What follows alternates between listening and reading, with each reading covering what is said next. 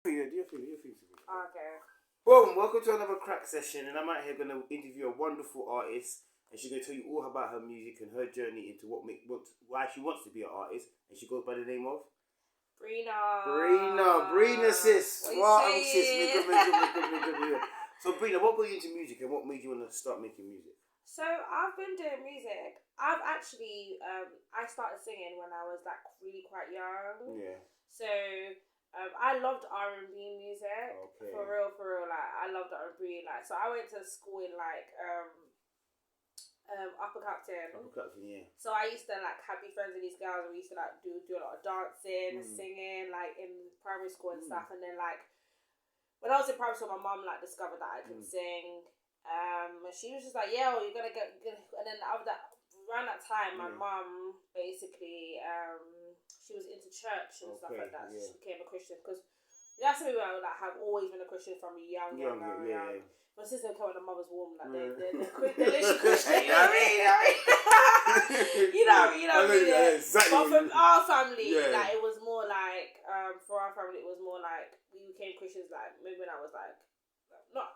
I wasn't a proper Christian when I was like 6 years old, but I started going to church when I was 6. Okay. So my mum, like obviously, like I used to sing around the house a lot. My brother was telling me this because I couldn't remember all this. Like my brother was saying I used to sing around the house a lot, like and then he was like because we used to watch MTV Base. Everyone was MTV Base. MTV Base. So I used to watch the dancers on there, the singers on there, like. I was kind of really like MTV Base will always be on our always be on our TV. So it wouldn't be a situation where it wasn't on. Like it would always be on the TV, and I'd be like, "Yo, that's cool and everything." Yeah. And then my mum like knew I could sing, and she said, "Oh, you're gonna be in a choir when you get to like age 11." I was like, "Yo, I was nervous because people in the choir were very older than me. Okay. So I was the youngest. I think I was one of the youngest members in the choir actually. Okay. I was quite young, but they had an age group. So they had an age group and they had the choir, and so from then I just like I always sang in church solos and stuff. So performing for me is not like crazy. Because you're kind of used to it. But like I'm kind of used to it, but. Don't get me wrong, I always get nervous before a show. Always, like, you will see me, like, the last show I just had, like, I was in the toilet practicing, bro. It gets like that sometimes. I was like, I'm not trying to go up there and, like, flop and everything. But that's like a bit of my perfectionism, a bit of, like, trying to not thinking I need to be perfect to do something. You know what I mean? I know what you mean. So, what artist did you look up to growing up then? So, where did you get your, like, inspiration from? What particular artist? Yeah, so, a lot of people might not know this watching this, but maybe people might actually. So Kiera Cher, she's a very big time artist. She's very like vocally developed right now. But when I was young, I used to watch everything, like every live show she did, every worship set she did. I just literally like just watched her her journey growing up and stuff like that, and then her mum, Karen Clark. Yeah. So like those two were really inspirational to me, but more Kiera Cher. Yeah. Okay. But now like I have another like thing. Her name's called like Leandre Johnson. A lot of people might know that. Yeah. But she's really sick. Her voice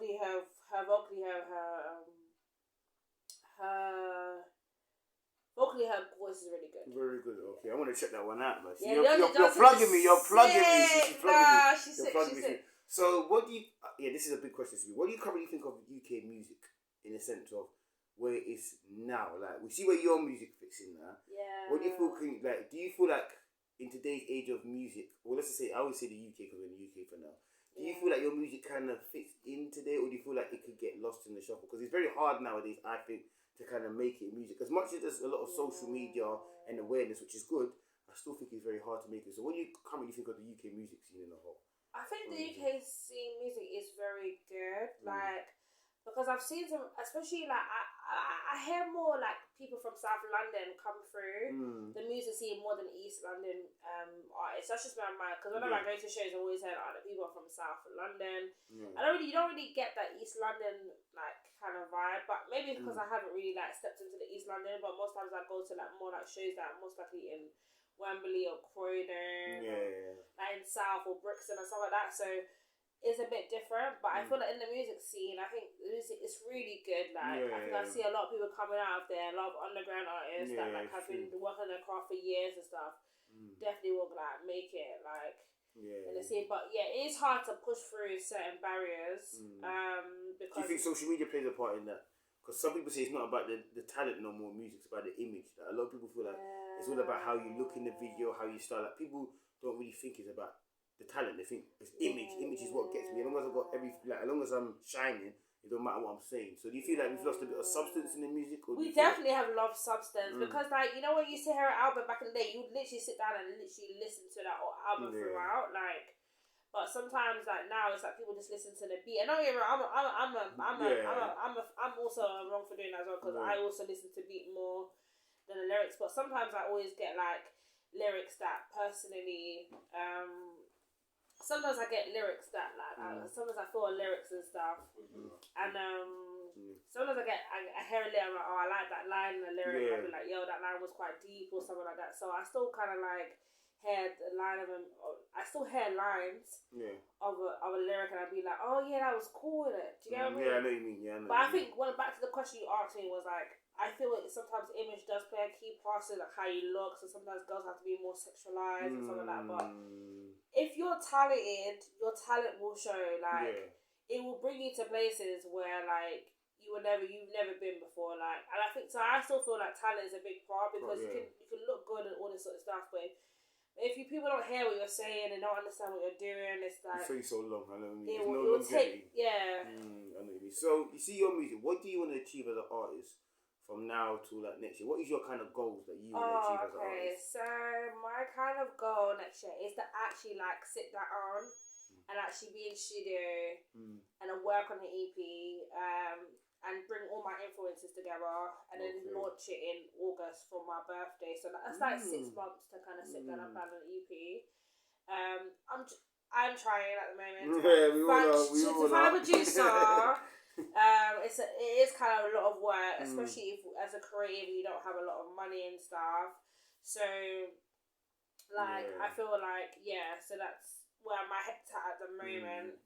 Trying to apply for a couple of internships as well, just to kind of boost my confidence and like and mentorship and coaching and stuff like that. Okay.